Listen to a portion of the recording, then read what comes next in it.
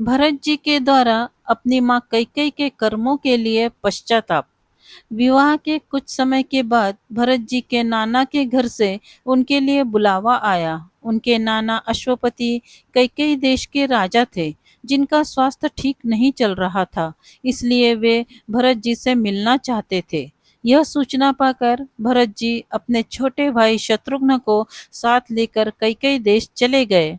वहां कुछ दिन रहने के पश्चात उन्हें अचानक से अयोध्या से बुलावा आया तथा तुरंत अयोध्या लौटने को कहा गया। भरत जी ने सैनिकों से बहुत पूछा, लेकिन उन्हें कुछ नहीं बताया गया। इसके बाद भरत जी तीव्र गति से अयोध्या के लिए निकल गए। अयोध्या आकर उन्होंने देखा कि पूरी अयोध्या में दुख की लहर है। वो सभी उन्हें हेय तथा तुच्छ दृष्टि से देख रहे हैं। जब वे राजमहल पहुंचे तो उन्हें अपनी माँ की प्रिय दासी मंथरा के द्वारा सीधे कैकेयी के कक्ष में ले जाया गया। वहां जाकर भरत जी अपनी माँ को विधवा के वस्त्रों में देखकर सन्न रह गए। किंतु जब कैकेयी के द्वारा उन्हें सब घटना का वृत्तांत सुनाया गया तो उन्हें अपने कानों पर विश्वास नहीं हुआ। कैकेयी के द्वारा उन्हें बताया गया कि किस प्रकार राजा दशरथ ने श्री राम के राज्याभिषेक करने का निर्णय लिया था। तब कैकेयी ने अपने प्रभाव व अपने दो वचनों की आड़ में सब कुछ पलट दिया। कैकेयी ने भरत जी को बताया कि उसने अपने दो वचनों में श्री राम की बजाय भरत जी का राज्याभिषेक मांग लिया व श्री राम के लिए 14 वर्षों का वनवास। इसके पश्चात श्री राम अपनी पत्नी सीता व भाई लक्ष्मण सहित 14 वर्ष के वनवास पर चले गए। व पुत्र वियोग में राजा दशरथ की मृत्यु हो गई। कैकेयी को आशा थी कि भरत जी यह सुनकर बहुत प्रसन्न होंगे तथा खुशी खुशी अयोध्या का राज सिंहासन संभाल लेंगे, लेकिन हुआ इसके विपरीत। भरत जी की आंखों से विवशता के आंसू बह रहे थे। हृदय क्रोध की अग्नि से जलने लगा था तथा मस्तिष्क ने काम करना बंद कर दिया था।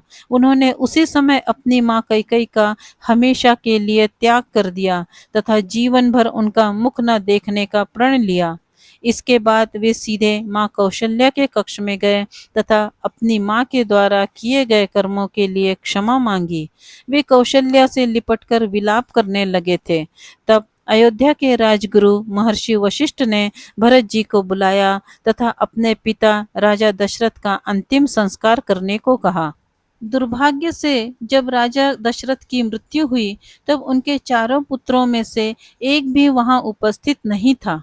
इसीलिए भरत जी ने शत्रुघ्न के साथ अपने पिता का अंतिम संस्कार किया। अपने पिता का अंतिम संस्कार करने के पश्चात भरत जी श्री राम को वन से वापस अयोध्या लाने चित्रकूट के लिए निकल गए।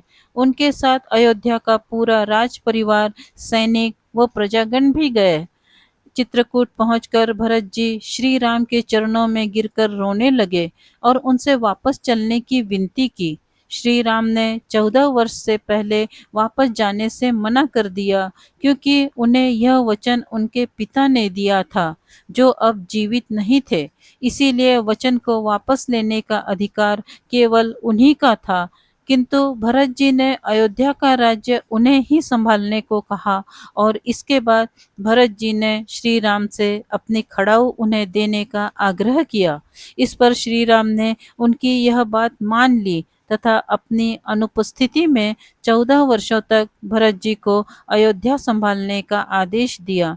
श्री राम की खड़ाऊ भरत जी अपने सिर पर रखकर आंखों में आंसू भरकर वापस अयोध्या लौट गए।